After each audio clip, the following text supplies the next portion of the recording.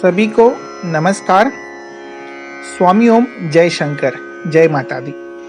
तो आज के हम सत्संग में नवरात्रि पूजा एवं अध्यात्म शास्त्र के दूसरे भाग में हम समझेंगे कि नवरात्रि अंतर्गत आने वाले जो अन्य धार्मिक कृति है तो उसका महत्व, उसका आध्यात्मिक शास्त्र और वह कृति करने का योग्य पद्धत विधान हम माँ जगदम्बा के कृपा से समझ के लेने का प्रयत्न करते हैं। तो पहले वीडियो में हमने देखा कि नवरात्रि की घट स्थापना कैसे करना है, अखंड ज्योति कैसे प्रज्वलित करना है और लक्ष्मी प्राप्ति हेतु जो व्रत आराधना अनुष्ठान बताया है आपको, वह हमने समझ के लेने का प्रयत्न किया। तो अब हम समझेंगे कि नवरात्रि के 9 दिनों के जो मुख्य अंग है वह उसके अंदर कृति क्या है। तो पहले दिन घट स्थापना होने के बाद जो नित्य पूजन करना है तो वो आपको हम संक्षिप्त बताते हैं। इसके पूर्व के वीडियो में हमने वो विस्तार से बताया है। तो रोज जो घट का जो हमने बीजारोहण किया है, अर्थात घट के मिट्टी में जो हमने सप्त धान्य बोए हैं, उसको रोज हमें सुबह शाम जल का सिंचन करना है, अर्थात जल देना है। और घट के कलश को और माता रानी के चित्र को और अखंड दिए को चंदन अर्पण करना है, हल्दी, कुमकुम, अक्षत, पुष्प, धूप और दीप और नैवेद्य अर्पण करना है। और बाद में दोनों समय माता की आरती करना है। आरती में श्री गणेश जी की आरती और माँ जगदम्बा की आरती करना है। तो यह जो पूजन है यह 9 दिनों तक हमें सुबह और शाम इस रूप से करना होता है। अब हम समझेंगे कि नवरात्रि अंतर्गत हमें जो सात्विकता पालन करना है, जो आचार संहिता पालन करना है, वो क्या है। तो नवरात्रि के काल में हमें दाढ़ी और मूछ और सिर के बाल नहीं काटना चाहिए। इस नवरात्रि में कठोर ब्रह्मचर्य का पालन करना चाहिए। नवरात्रि के काल में पलंग एवं गद्दे पर न सोकर हमें चटाई पर ही सोना चाहिए। संभव तो चप्पल या जूते नहीं पहनना चाहिए, ऐसे व्रत विधान बताया है। और नवरात्रि के 9 दिनों तक हम सभी अखंड व्रत कर सकते हैं। व्रत के काल में आपको गाय का दूध, रसीले फल का सेवन करना है। वह नहीं कर सकते हैं तो आजकल के लोग जो साबूदाना, भगर है और सिंगाड़े का जो आटा मिलता है उसके पदार्थ खाते हैं तो आप खा सकते हैं। और नवरात्रि के आप 9 दिन व्रत नहीं कर सकते हैं तो आप कौन से दिन व्रत करें। तो आप पहले दिन व्रत करें, बाद में आप पंचमी के दिन व्रत करें और बाद में आप अष्टमी के दिन व्रत करें, तो भी आपको संपूर्ण नवरात्रि का फल मिलता है। अर्थात पहले दिन व्रत करना है, उसका पारणा दूसरे दिन करना है। पंचमी को व्रत करना है, उसका पारणा 6वें दिन करना है। बाद में अष्टमी को व्रत करना है और उसका पारणा 9वीं के दिन करना है। तो यह ध्यान दें। और जो लोग अखंड 9 दिनों के व्रत करते हैं, उन्होंने जो व्रत खोलना है जिसे हम पारणा बोलते हैं, उन्होंने वह विजयादशमी के दिन करना है, अर्थात 10वीं तिथि के दिन। यह ध्यान दें। तो यह हमने व्रत और उसके अंदर जो सूत्र है वह समझे। तो नवरात्रि के समय सात्विक ही वस्त्र पहने। जो भी घर के माताएं हैं, बहन हैं, वह सात्विक शुद्ध साड़ी है या ड्रेस है वह परिधान करें। और पुरुष है, उन्होंने भी शुद्ध सात्विक ही वस्त्र परिधान करना है पूजा अनुष्ठान हेतु। और कुछ नहीं कर सकते हैं तो जो वस्त्र हम पहनते हैं पूजा अनुष्ठान हेतु वह स्वच्छ, साफ सुथरे, धुले हुए होना चाहिए, अर्थात धूत वस्त्र होना चाहिए। तो यह हमने समझ लिया। तो अब हम देखेंगे कि नवरात्रि के अंदर जो गरबा, यह जो विभाग है, तो ये क्या है। तो नवरात्रि के काल में, पूर्व के काल में माताएं, बहनें, पुरुष, भाविक रात को जागरण करते थे और माता के भजन, कीर्तन, अनुष्ठान करके वह माता का जगराता करते थे। परंतु आजकल तो संपूर्ण गलत ही पद्धत चल रही कि आज लोग फिल्में के जो गाने हैं वह लगाकर नाचते हैं, रात भर डांडिया खेलते हैं या कुछ अन्य कुछ कृति करते हैं। तो ये शास्त्र अनुरूप नहीं है। तो रात को हमें जागरण करना, यही गरबा है, और देवी के जो लीला है उसका श्रवण करना, वही असली में गरबा और जागरण है। अब हम देखेंगे कि नवरात्रि के अंतर्गत जो पंचमी तिथि आती है उसका महत्व क्या है। तो वह उसका महत्व महान व्रत बताया, उसमें ललिता प्रकट दिन बताया। अर्थात ललिता म्हणजे श्री जगदंबा, पराशक्ति, परमेश्वरी माता, श्री महाकाली, महालक्ष्मी, महासरस्वती का सगुण साकार रूप, अर्थात माँ जगदंबा ललिता। तो इसे हम ललित पंचमी कहते हैं। तो ललित पंचमी का व्रत करें और इस दिन आप एक तांबे के थाली में अक्षत रखकर आपके पूजा घर में जो श्री दुर्गा यंत्र है, श्री मेरु श्री यंत्र है, उस पर आप शुद्ध कुमकुम से 108 बार कुमकुम का मार्जन करें। अर्थात एक थाली में शुद्ध कुमकुम लेकर जो लक्ष्मी जी का बीज मंत्र है, ओम ह्रीं श्रीं कमले कमलालय प्रसिद्ध प्रसिद्ध ह्रीं श्रीं महालक्ष्मी नमः, यह मंत्र का 108 बार जाप करके आप उस मेरु श्री यंत्र पर, देवी जी के मूर्ति पर आप कुमकुम अर्चन करें। बाद में माता को लाल पुष्प, लाल वस्त्र, साड़ी अर्पण करके माता को धुरवा की जूड़ी अर्पण करें। धुरवा यह 11 या 21 संख्या में हो और माता की आरती करें। और 8 या 9 सौभाग्यवती को घर में बुलाकर उनका आप माँ जगदम्बा के स्वरूप में पूजन करें। अर्थात उनके चरण को पखारे, मतलब चरण धोकर उस पर हल्दी कुमकुम अक्षत चढ़ा के उन्हें सौभाग्य के वस्तु का दान दे, फलों का दान दे। तो यह पंचमी व्रत हमें इस प्रकार से करना चाहिए, नवरात्र की पंचमी, जिसे हम ललित पंचमी कहते हैं। बाद में हमें नवरात्र के अंतर्गत जो कन्या भोजन करना है वह कब करना चाहिए। तो वह हमें अष्टमी या नवमी के दिन करना चाहिए। तो इस दिन आप 10 वर्ष की आयु से जो कम कन्या है, माँ वैष्णो देवी स्वरूप, ऐसे आप 9 बालिका को बुलाए और उनके चरण धोकर गंगा जल गौमूत्र से उस पर स्वास्तिक बनाए, उनके चरणों पर उनको तिलक चुनरी उड़ाकर उन्हें आप हलवा पूरी का भोग अर्पण करें।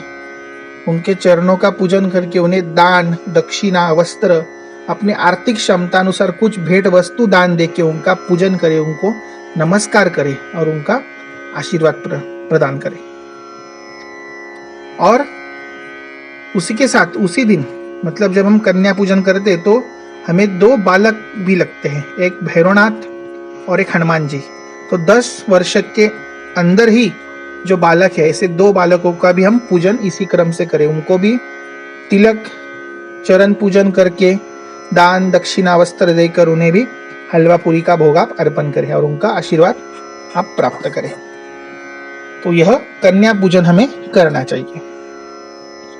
उसके बाद जो नित्य का जो देवी का स्वरूप है और नित्य का जो भोग है और जो घट में हम माला बंधन करते हैं, तो वो कैसे करना चाहिए वो हम समझेंगे। तो पहले दिन हम महाशैलपुत्री का पूजन करते हैं। जो आपने 9 दुर्गा का चित्र की स्थापना की है उसमें माँ शैलपुत्री भी है, उनका पूजन करें।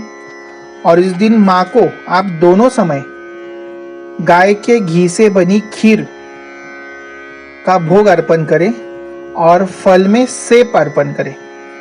और इस दिन घट पे जो माला बंधन करते हैं वह 9 बीड़े के पानों की माला अर्पण करें घट पर। दूसरा दिन है माँ ब्रह्मचारिणी का पूजन करें। इस दिन माता को पंचामृत और संतरा यह भोग अर्पण करें। इस दिन 9 गुलाबों की माला माता के घट पर अर्पण करें। तीसरे दिन माँ चंद्रघंटा का पूजन करें। माता को दूध से बनी खीर और मौसम्बी यह फल अर्पण करें। और 9 शेवंती के फूलों की माला माता को अर्पण करें। चौथे दिन माँ कुष्मांडा का पूजन करें। इस दिन माता को गुड़ या मालपुआ एवं अनार का फल का भोग अर्पण करें और माता को 9 जासवंत के फूलों की माला घट के कलश पर अर्पण करें। पांचवें दिन माता स्कंद माता का पूजन करें। इस दिन माता को केले और दूध और अंजीर का फल अर्पण करके 9 बेलपत्री की माला अर्पण करें। छठे दिन माता कात्यायनी का पूजन करें। इस दिन माता को शहद और दूध और सेब फल अर्पण करके 9 धुरवा की जूड़ी की 9 माला अर्पण करें। सातवें दिन माँ कालरात्रि का पूजन करें। इस दिन माता को आप हलवा अर्पण करें और फलों में सीताफल अर्पण करें और 9 मोगरों के फूलों की माला कलश पर अर्पण करें। आठवें दिन माँ गौरी का पूजन करें। इस दिन माता को श्रीफल अर्पण करें और आंवले का फल अर्पण करें और तुलसी की 9 यह संख्या में पत्री की माला अर्पण करें। और 9वें दिन अर्थात सिद्धदात्री माता, इस दिन माता को हलवा पूरी और चना और अनार यह फल अर्पण करके 9 नींबू की माला आप अर्पण करें। तो इस प्रकार से हमने शास्त्र के आधार पे माता के 9 रूप, माता के 9 महाभोग और माता के 9 फल और 9 माला हमने समझ के लेने का प्रयत्न किया। और इसका आप स्क्रीनशॉट भी निकाल सकते हैं और आप लिख कर लेकर इस प्रकार से पूजन अर्चन कर सकते हैं। और नवरात्रि के काल में आप कमल गट्टे के मणि पर अधिक से अधिक लक्ष्मी जी का जो मंत्र है, ओम ह्रीं श्रीं कमले कमलालय प्रसिद्ध प्रसिद्ध ह्रीं श्रीं महालक्ष्मी नमः, और दूसरा जो मंत्र है ओम दुम दुर्गाय नमः, ये दोनों ही मंत्रों का आप अधिक से अधिक जाप करें और मनन चिंतन श्रवण करें और देवी जी की कृपा आशीर्वाद आप प्राप्त करें। तो इस प्रकार से हमें यह पूजा विधि करना चाहिए। उसके बाद हम जो विसर्जन है वह देखते हैं। तो नवरात्रि के 9वीं तिथि पर आपको फुलोरा चढ़ाना है। फुलोरा अर्थात गुड़ के पानी से बनी मीठी पूरी, जिसे हम फुलोरा कहते हैं। ऐसी आप पूरी बनाए 9 यह संख्या में, यह घट के कलश को अर्पण करें और संभव हो तो इस दिन चकली, सेव, शंकर पाए है, भुजिया है, अनरसे जो फलाहार है, ऐसे पदार्थ 9वीं के तिथि में अर्पण करें। 10वीं के सुबह संपूर्ण घर में घंटा का नाद कर, शंख का नाद कर, डमरू का नाद कर श्री दुर्गा माता की जय जयघोष करें। पूजा घर में स्थित जो सभी भगवान हैं उनको पंचामृत से स्नान कराएं। घट में स्थित जो देवी है उन्हें ओम दुर्गाय नमः नमस्कारम करिष्ये बोलकर घट के ऊपर की दुर्गा माता की मूर्ति, महाकाली, महालक्ष्मी, महासरस्वती माता की मूर्ति, सुपारी को भी आप पंचामृत से स्नान कराएं। बाद में घट के जो कलश है उसमें का जल, खारीक, बादाम, सुपारी यह बहते जल में विसर्जित करें। जो धान्य आया है जिसे धन कहते हैं हम, हरी घास सप्त धान्य की, उसे थोड़े से अपने घर के पूजा घर और तिजोरी में रखे, लाल वस्त्र में बांध के वर्ष भर हेतु, और बची हुई जो भी धन घास है उसको बहते जल में विसर्जित करें। मिट्टी को जो भी हमने टोपली लाई थी, मिट्टी का कलश, वो बहते जल में विसर्जित करें। जो अखंड दिया है वो मिट्टी का हो तो उसका विसर्जन करें, या धातु को हो तो उसको स्वच्छ करें। अर्थात घट का आप उत्तर पूजन यह दशमी तिथि को करें। और उत्तर पूजन होने के बाद जो माता की मूर्ति है उसको पूजा घर में स्थापित कर दें। और फिर माता को आप हलवा पूरी अर्पण करके एक श्रीफल फोड़कर अर्पण करें। संभव तो नींबू की 9 माला, मतलब एक माला में 9 नींबू लेके वह माला बनाकर माता के चित्र पे अर्पण करें। और फिर आप इस प्रकार से विजयादशमी को अर्थात दशहरे का सुबह का पूजन करें। और बाकी जो भी निर्माल्य है वह सब बहते जल में आप विसर्जित करें। तो इस प्रकार से हमें यह विजयादशमी के दिन हमें उत्तर पूजा करना है। और उसी दिन हमें जो 9 दिन व्रत करते उन्हें वह व्रत खोलना होता है। तो इस प्रकार से यह हमने विधि समझ ली। तो आपको नवरात्रि संबंधित कोई भी प्रश्न हो या कुछ भाग समझ में नहीं आया हो तो आप हमारे शोध सेंटर में हमें संपर्क करके वह विधि विधान पूछ सकते हैं। और नवरात्रि के समय हमें अष्टमी के दिन वह होम करना होता है। तो हम घर में संक्षिप्त होम कर सकते हैं, तो वह भी सभी लिख के लेने का प्रयत्न करें। तो नवरात्रि के अष्टमी के दिन आप शाम को यह होम करें। तो होम हेतु एक आप तांबे का या पीतल का होम पात्र लें। नहीं है तो आप मिट्टी का ले सकते हैं, नहीं है तो आप वीटो का भी बना सकते हैं। उसमें देसी गाय के गोबर के बने उपले, गौरी रखे, लकड़ियां रखे, पंचपल्लव, 5 झाड़ की लकड़ियां, उसमें भीमसेनी कर्पूर से ज्योति प्रज्वलित करें। और शुद्ध देसी गाय का घी और होम चूर्ण एकत्रित करके आप ओम गणेशाय स्वाहा की 11 आहुति दें। ओम कुल देवताय स्वाहा की 11 आहुति दें। ओम वास्तु देवताय स्वाहा की 11 आहुति दें। ओम पंच देवताय स्वाहा की 11 आहुति दें। बाद में 108 आहुति ओम दूम दुर्गाय स्वाहा, ये जो मंत्र है इसका 108 मंत्र का जाप करके आप स्वाहाकार करें। बाद में उस होम में पंचामृत शहद डालकर आप होम की शांति करें और उस होम का जो धूप है, धुआं है, वो संपूर्ण घर में होने दें। तो इस प्रकार से आप संक्षिप्त हवन आप अष्टमी को आपके घर में कर सकते हैं। अष्टमी को करें या नवमी को करें। और आपको विधि विधान से यह हवन कराना हो तो आप आपके परिसर के जो भी वैदिक गुरु जी है, महाराज जी है, पुरोहित जी को बुलाकर आप विधि विधान से आपके घर में यह होम विधि करा सकते हैं।